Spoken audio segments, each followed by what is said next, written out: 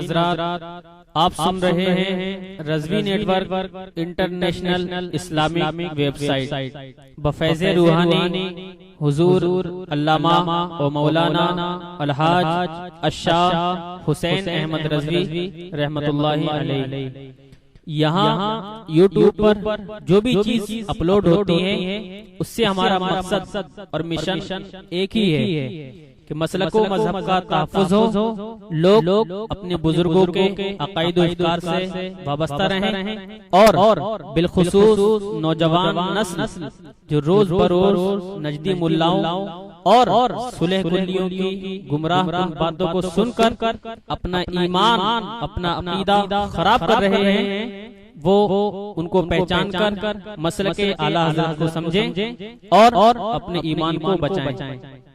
اگر آپ حضرات بھی اپنے یہاں کی کوئی کانفرنس، جلسہ، کوئی پروگرام رضوی نیٹ ورک پر اپلوڈ کروانا چاہتے ہیں تو رضوی نیٹ ورک کے بانی جناب الحاج شیخ سجاد حسین رضوی سے رابطہ قائم کریں۔ What's app number 7887574416۔ درود شریف پڑھیے، اللہم صلی علی سیدنا محمد و علی آل سیدنا۔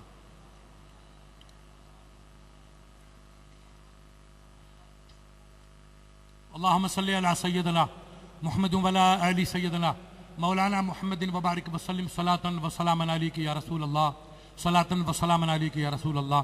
پڑھیے بسم اللہ الرحمن الرحیم۔ حدثنا احمد بن اشکابہ قال حدثنا محمد بن فضیل عن عمارہ بن قعقاعی عن ابی زرعۃ عن ابی ہریرہ رضی اللہ تعالی عنہ قال قال النبی صلی اللہ علیہ وسلم کلمتان حبیبتان الی الرحمن خفیفتان علی اللسان ثقیلتان فی المیزان سبحان اللہ و بحمدہ سبحان اللہ العظیم۔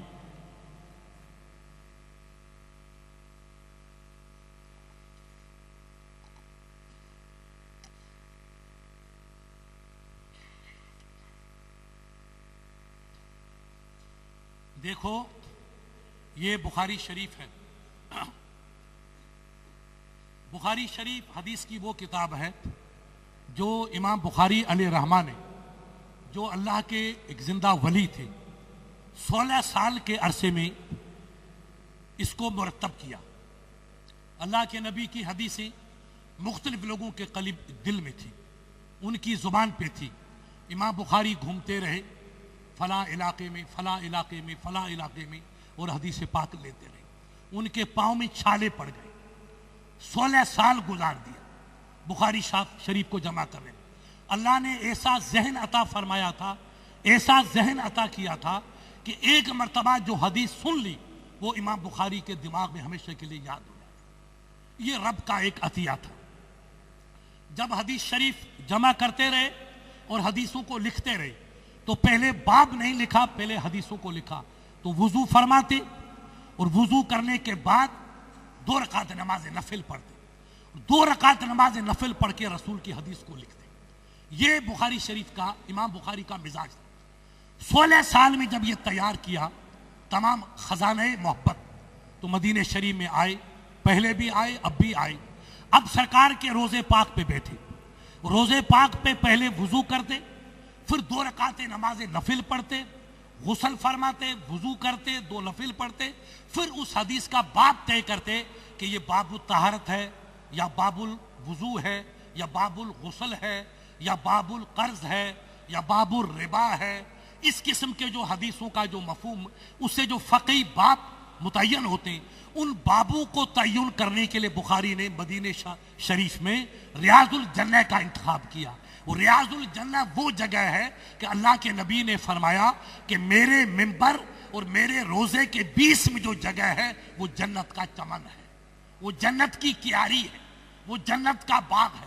یہاں بیٹھ بیٹھ کے امام بخاری نے احادیث پاک جو آپ نے 60,000 قریب تیار کی، 60,000 میں جو حدیثیں ڈبل آ گئی، تھوڑے تھوڑے فرق کے ساتھ ان کو نکالیں گے تو 4000 قریب رہ جائیں گی۔ 4000 حدیثوں کو جمع کرنے میں جب ان کے باپ کا تعین کرنا آپ نے چاہا تو روزے رسول کے دربار میں بیٹھتے، غسل وضو کر کے 2 نفل پڑھتے، پھر سرکار کے دربار میں بیٹھ کر کے مراقبہ کرتے۔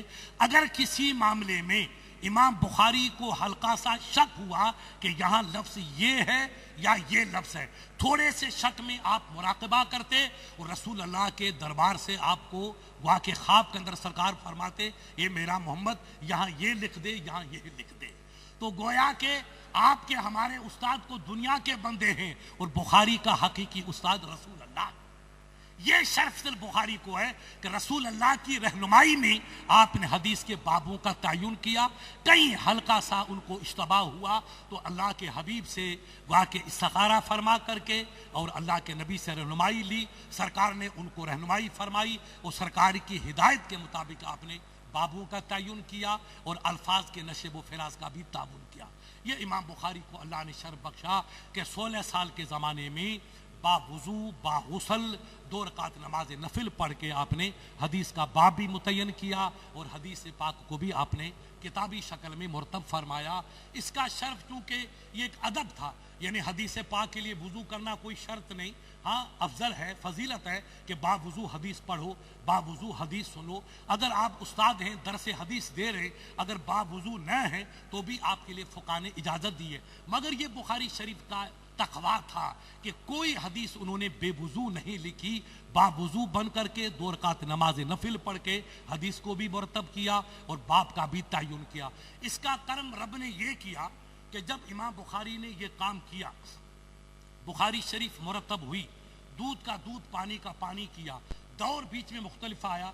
جب امیر معاویہ کا زمانہ آیا تو ایک تحریک چلی تھی، لوگوں نے بنی امیہ کے بارے میں کئی قسم کی فرضی حدیثیں مرتب کر دی اور ایک انہوں نے تاریخ مرتب کرائی امیر معاویہ رضی اللہ تعالی عنہ نے، اس تاریخ میں کچھ روایتیں کمزور آ گئی۔ اس کے بعد عبد الملک کا دور آیا، تب بھی کچھ لوگوں نے کتابوں کو مرتب کیا اور قرآن کی تفسیر کو مرتب کیا، اس میں کچھ کمی لوگوں نے محسوس کی، مگر معمولی کمیاں تھی کہ اس کو دور کیا جائے۔ اس کے بعد سرکار عمر بن عبدالعزیز کا دور آیا جو خلفائے راشدین میں سے 5ویں نمبر کے خلیفہ راشدہ آپ کا لقب ہے، نیک اور سرکار عمر کے خاندان کے آپ کے رشتے میں نواسے ہوتے تھے، وہ بھی انتہائی متقی و پرہیزگار تھے۔ ان کا جب دور آیا تو انہوں نے دیکھا کہ مسلمان دور دور تک چلے گئے، ادھر یورپ کے بارڈر تک چلے گئے، چائنا کے بارڈر تک چلے گئے، افریقہ میں چلے گئے، ان کی زبانی مختلف ہے تو حدیث پاک کہیں ضائع ہو جائے گی، اور یہ صحابہ چلے گئے، تابعی چلے گئے تو حدیث کی حفاظت کون کرے گا؟ تو سرکار عمر بن عبدالعزیز نے اعلان کیا، اور ایک بہت بڑے محدث تھے مدینے کے، سعد بن ابراہیم قاضی القضات، یہ مدینے کے چیف قاضی سے، ان سے کہا قاضی صاحب آپ مدینہ شریف میں جو صحابہ ہیں با حیات یا جو بڑے بڑے تابعین ہیں ان سے مل کر کے رسول کی حدیثوں کو محفوظ کرو۔ تو سرکار سعد بن ابراہیم نے حدیثوں کو جمع کرنا شروع کر دیا۔ ان کے نائب دوسرے قاضی تھے، بہت بڑے محدث تھے، ان کو حکم دیا اللہ میں ابو بکر ابن حزم کو، اے ابو بکر بن حزم تجھے بھی اللہ نے علم سے نوازا ہے، تقویٰ سے نوازا ہے، تو سعد بن ابراہیم کی مدد کر، تو بھی حدیث مصطفیٰ کو مدینے میں جمع فرما۔ ادھر ان کو حکم دیا، ادھر سرکار امام زہری علیہ رحمہ کو حکم دیا کہ آپ بھی جمع وہاں پر رہ کر کے کوفے میں اور مکہ مکرمہ میں حدیثوں کو جمع کرو۔ تو سرکار امام زہری جو بہت بڑے محدث تھے، ان کے شاگرد حضرت ابن حزم کے، انہوں نے حدیث جمع کرنا شروع کی۔ تو یہ باقاعدہ حدیث کو جمع کرنے کا جو شعبہ قائم ہوا، اللہ کے نبی کے زمانے میں بھی حدیث لکھی گئی، مگر باقاعدگی سے نہیں لکھی گئی۔ سرکار عبداللہ بن عمر بن عاص انہوں نے حدیثوں کو جمع کیا، ابو ہریرہ نے لکھا، سرکار ابو شاہ نے بھی لکھا، اور کئی صحابہ نے مختصر حدیثوں کو جمع کیا، مگر باقاعدگی سے حدیث پاک کو جمع نہیں کیا، اس لیے کہ اللہ نے ان کو اتنا دماغ دیا تھا صحابہ کرام کو اور تابعین کو، وہ جو سنتے تھے وہ دل میں بٹھا دیا کرتے تھے، اور اس کی اتنا کامل تھا کہ نبی کی مقدس جو زبان پاک سے نکلے ہوئے کلمات ہیں وہ کتاب میں لکھنے کے لائق نہیں ہے، وہ دل میں لکھنے کے لائق ہے۔ تو سب نے ان کو یاد کر رکھا تھا. اب جب حالات بدلے, اسلام کے قافلے آگے بڑھے, اسلام کے اندر ترقی ہونے لگی, غیر قوموں نے اسلام قبول کیا, ان کی زبانیں کسی کی یورپ کی, کسی کی فارسی, کسی کی دوسری زبان, تو سرکار عمر بن عبدالعزیز نے اپنے دور اقتدار میں ان تمام بڑے بڑے محدثین کو, سرکار امام زہری کو, سرکار ابن حزم کو, سرکار ابن ابراہیم کو, ان تمام قاضی القضات کو حکم دیا کہ آپ حدیثوں کو جمع کرو. اب اس نورانی طبقے نے حدیثوں کو جمع کرنا شروع کیا, اپنے اپنے بساط کے مطابق حدیث جمع کی جانے لگی اور مرتب کرنے لگے. بڑی احتیاط کے ساتھ وہ حدیثوں کو جمع کرتے تھے.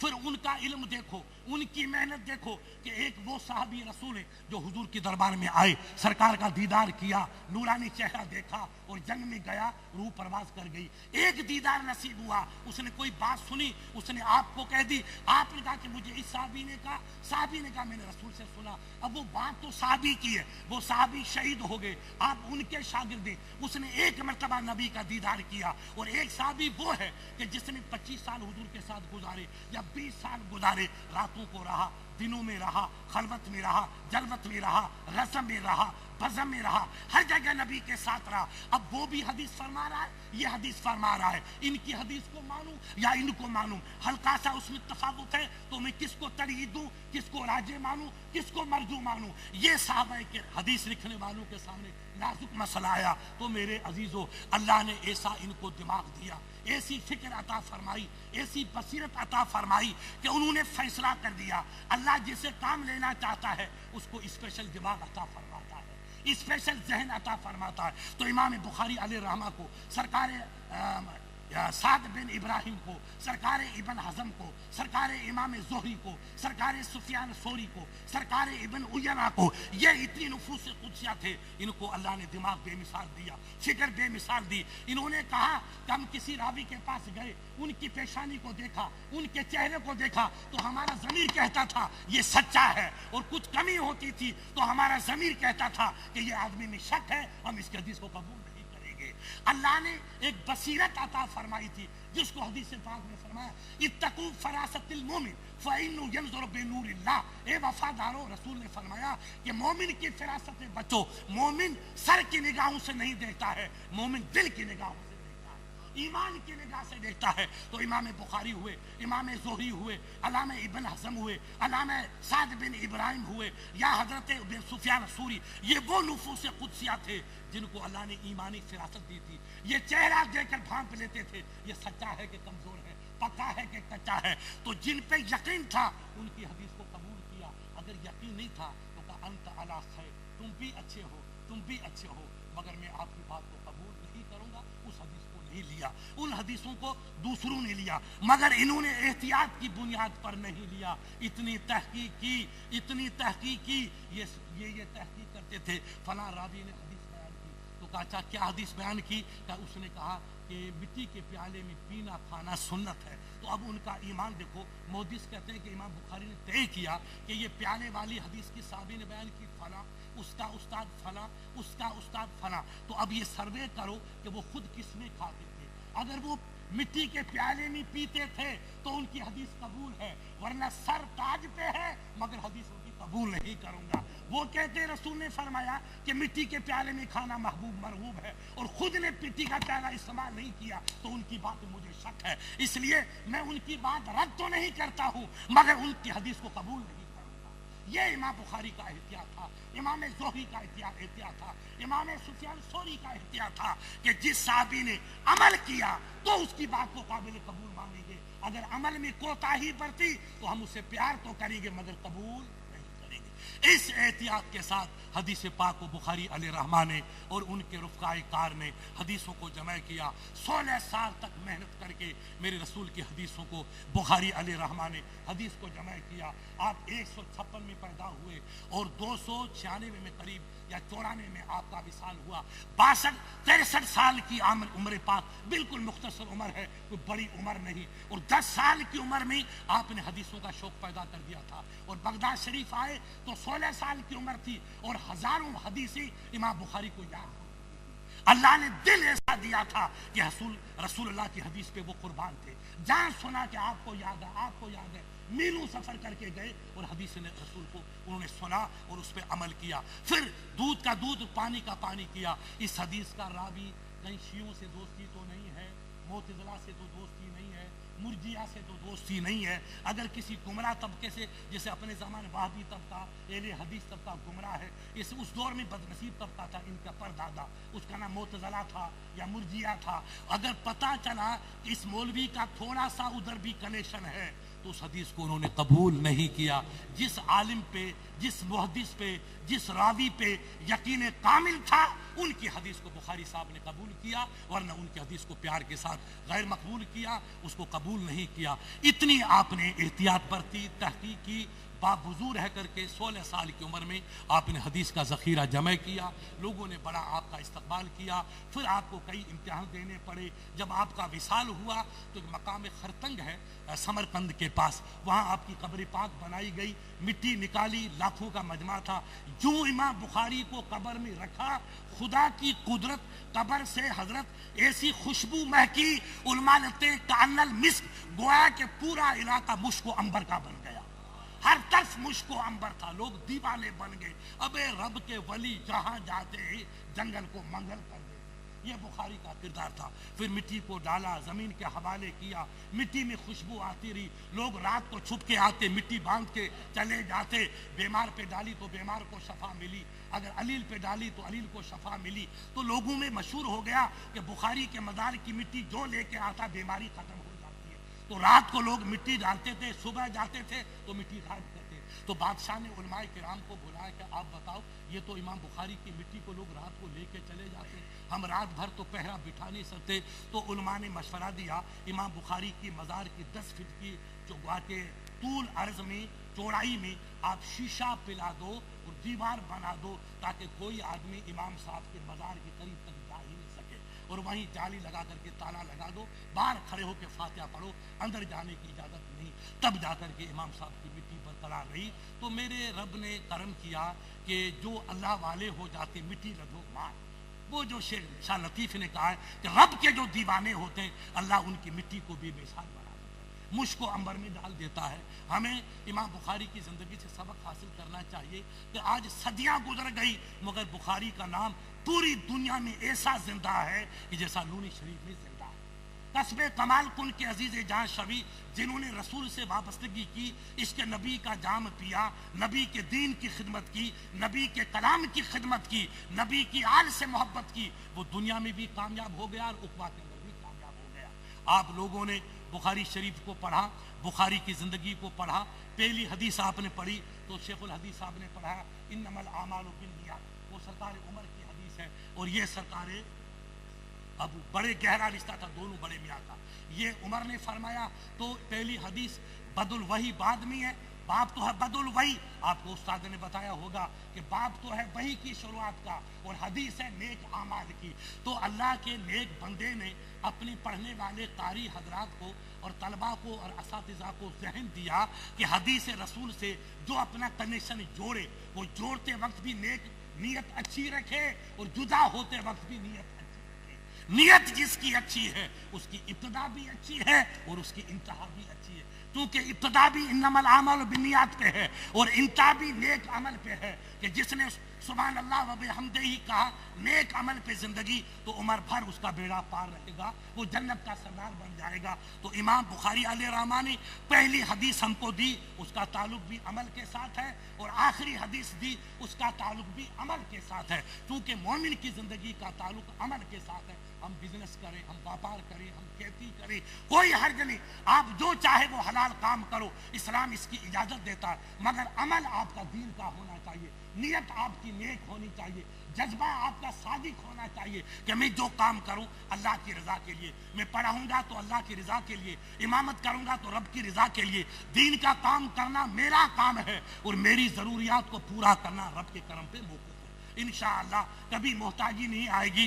जो अल्लाह पे भरोसा करके मैदान में उतरता है उस गाजी को कामयाबी उसका इस्तकबाल करती है। आप इस मैदान में कल से उतरेंगे। दीन, अब तक आप तालिब इल्म थे, अब आप जिम्मेदार आलिम बन के कौम की गुआ के बाद अपने हाथ में लेंगे। तो आप जज्बा रखें कि हमें दौलत नहीं कमानी है, दौलत कमाने के लिए हमारे सेठ बैठे हुए, आपको दीन कमाना है। तो दीन के लिए आप मस्जिद का जिम्मेदारी हो, इदारे की जिम्मेदारी हो, कौम की खिदमत हो, इस्लाम की खिदमत हो, ये नियत करके आप मैदान में उतरेंगे।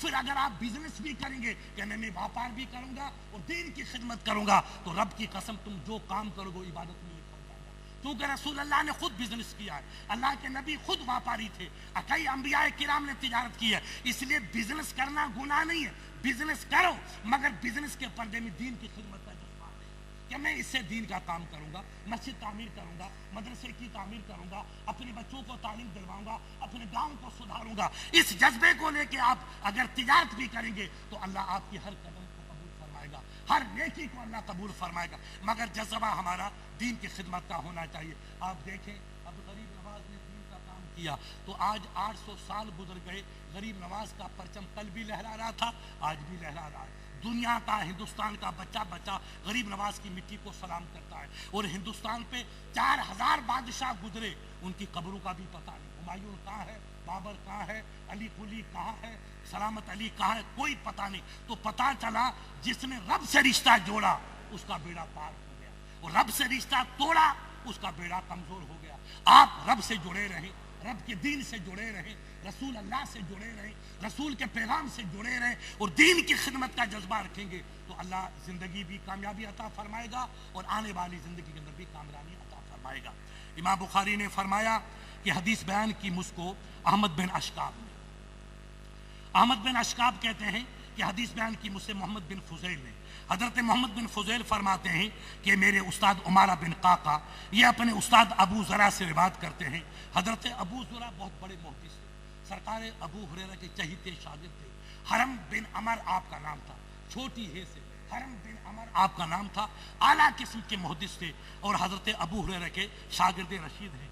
और अबू हुरैरा फरमाते हैं कि मुझे रसूल अल्लाह ने फरमाया कि अल्लाह के नबी ने मुझे फरमाया, काल नबी सल्लल्लाहु अलैहि वसल्लम, रसूल अल्लाह ने फरमाया। अब मुझे ये बताओ कि आपने ये गौर किया कि काल नबियो क्यों फरमाया, काल रसूल फरमा सकते थे। इमाम ग़ज़ाली ने बड़ी इस पर बहस की है, क्योंकि मेरे नबी को इल्म था और अल्लाह वालों को इल्म लुदनी अल्लाह ने किया था, तो रसूल की ज़ात पे एतराज़ करेंगे, इल्म गैब पे एतराज़ करेंगे। तो बुखारी ने सदियों पहले अबू हुरैरा के दामन से चिमट के जो हदीस ली, तो इमाम हज़रत अबू हुरैरा ने फरमा दिया कि मुझे रसूल रहमत ने नहीं फरमाया, मुझको नबी रहमत ने फरमाया, क्योंकि ये नबी का हुक्म है। रसूल पैगाम लेकर आता है और नबी हुक्म लेकर आता है, लिहाजा आपने काल नबी फरमाया।